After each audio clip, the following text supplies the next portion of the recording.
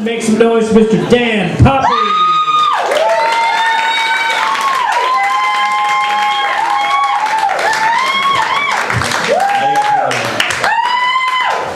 So, when I moved out here, I actually didn't know anybody either, and I had no real plan when I got here, so I had to rely on Craigslist to find a place to live.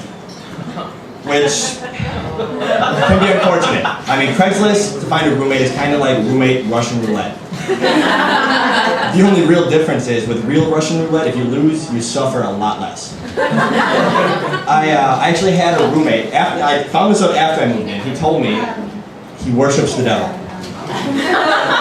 Now, I'm not a religious guy, but, you know, I understand if you want religion in your life, I mean, that's cool, but if you choose the devil, you might want to reevaluate your decision-making abilities. I'm just saying, like, I'm not an expert, I've never been to hell, but I read the review on Yelp, and it just doesn't sound pleasant.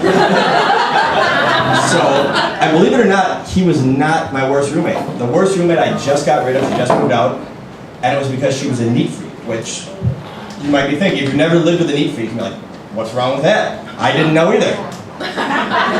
They bitch a lot. And I have another roommate, and she's really, really messy. But the clean freak bitched at me all the time. Like, I'm responsible for everybody's mess. And finally, I'm like, what the fuck? Like, why are you only bitching at me? Why don't you give Katie this shit? And she goes, well, that's just the way she is. Is that really an excuse? So I'm like, fuck it, I jumped on the bandwagon. I'm like, that's just the way I am.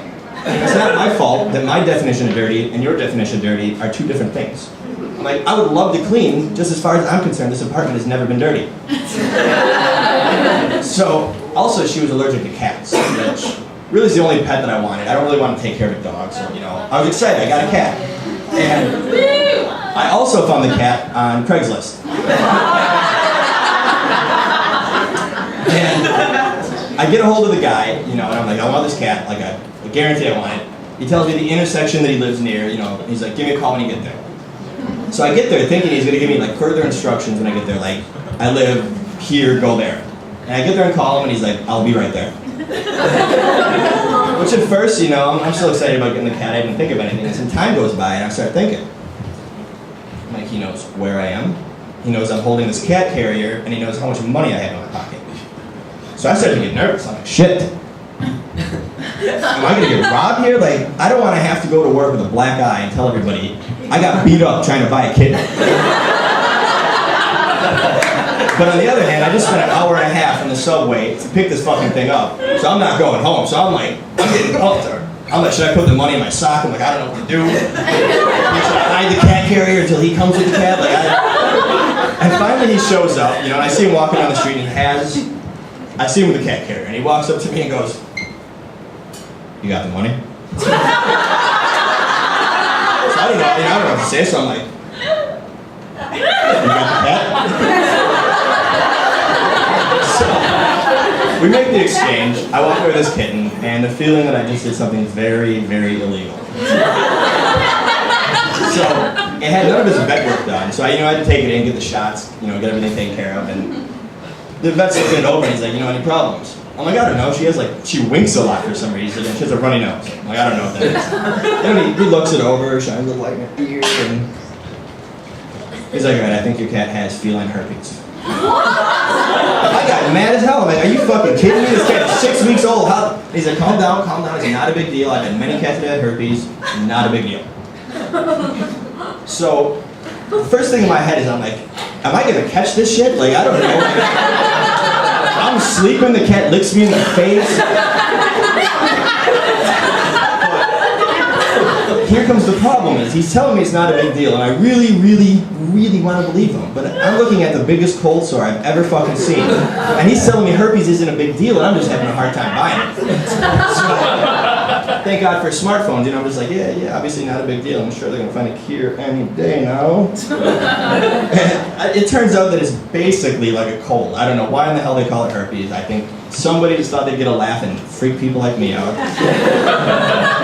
I don't know, but, you know, and it's funny because a med student friend of mine told me 90% of people have herpes, or cold sores, or like the virus that carries it, which I found it odd because I found that anytime I've ever seen anybody with a cold sore, 100% of their friends will give them shit for it.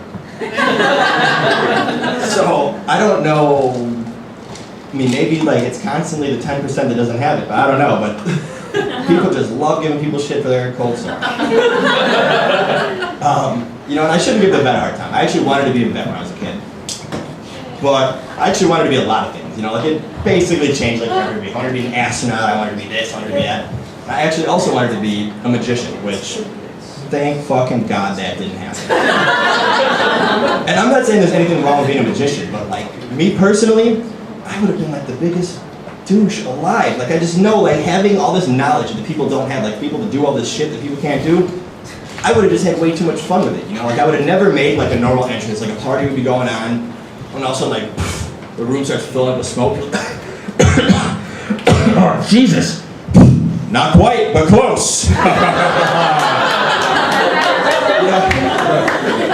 And like people would have, you know, at first people probably would have enjoyed it, but they'd have got sick of it real quick. I'd have been like, so who wants to get sawed in half? Nobody. Just make my fucking keys reappear so I can get the fuck out of here. You know, I've known a lot of people who've like figured things out way too early in life. Like I knew when people in high school wanted to be, was that heating and air conditioning business? In high school he wanted to be. This is what he aspired to be. I knew somebody who wanted to be a funeral director in high school. You know, like, you may laugh, but I'm actually kind of jealous of these people because their dream job is so easily obtainable. And I recently met a girl who wanted to be an actuary since she was 12 years old. Does anybody know what an actuary is? Yes! Okay, I didn't. I had to look this shit up. I didn't even want to ask her. I'm like, oh, really? That's cool. I Googled it, and this is somebody who assesses people's risk to an insurance company. She wanted to be this when she was 12 years old. The biggest life decision I made by 12 years old was which finger do I want to pick my nose with. Oh well, I guess hopefully the comedy thing works out, but that's my time. You guys have a good night.